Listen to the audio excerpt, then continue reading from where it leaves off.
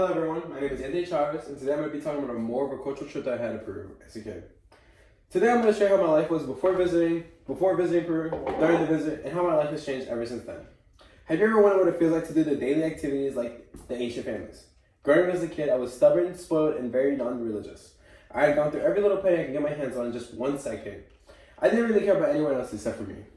I had no intentions of doing anything religious, and before even going to Peru for cultural visit, my parents never thought I would take my Spanish seriously. While interviewing my family, they said that I was a little brat growing up and would never be grateful for anything, which my sisters still think I am. Now, let us talk about how my life was before, during, and after the trip to see Peru's culture and how it's changed my perspective in life.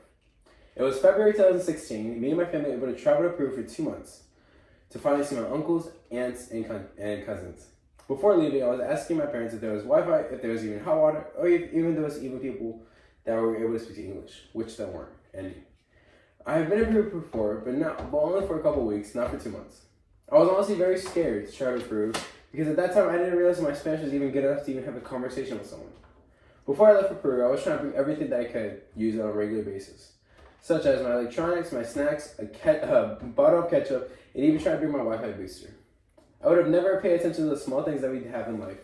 And now, let us talk about how the arrival was and how my life was there in Peru. When we first arrived to Peru, I would have never thought to see so many people greeting us as though we were a famous group of people. When I first left the airport, I was on my phone walking towards the car, and as soon as my uncle saw me with my phone, he snatched it out of my hand because of the problem Peru has with robbery and how there was a robbery not even 10 meters away. The first couple of days that I spent in my uncle's house was in central Peru, since it was one of the only ones in thousands that had Wi-Fi, until my mom broke all my electronics. It was very troubling, speaking Spanish to some of my uncles and aunts until I got the hang of it, which only took a day at max. On that trip, my mom told us how they were one of the last few thousands of people who speak Quechuan, and that we were also a part of the higher upper class. My uncle was also blessed enough to have a friend who was able to fly a helicopter and take us to one of the 7 wonders of the world, Machu Picchu. Seeing this ancient city, and then having the chance to see the Quechuan tribe traditions and the church history made me overthink on how much I am missing out in the world. From that day on, everything in my life was changed.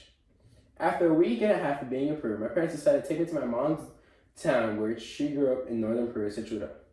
My family wanted to show me how they grew up before it being introduced to technology.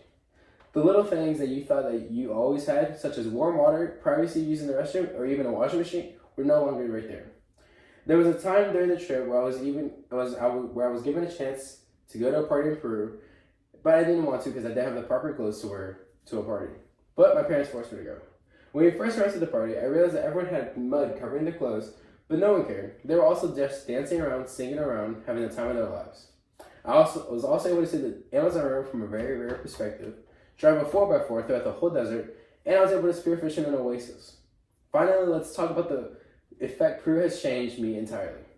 When we were saying our goodbyes to Peru, I cried for days. Because not only would I miss out on the adventures in Peru, I would have to go back to the boring old United States of America and have only technology to go back to.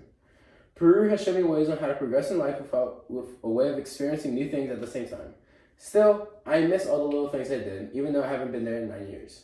The best thing I ever noticed is that no matter what, the people in Peru will always love you for who you are and not care about what you're wearing, traveling, or even if you're trying so hard to fit in. To conclude the speech, throughout this entire speech, I hope you were able to visualize about this entire trip. Think about how you were traveling throughout the whole desert with the humidity and sunlight affecting your body. Thank you for listening.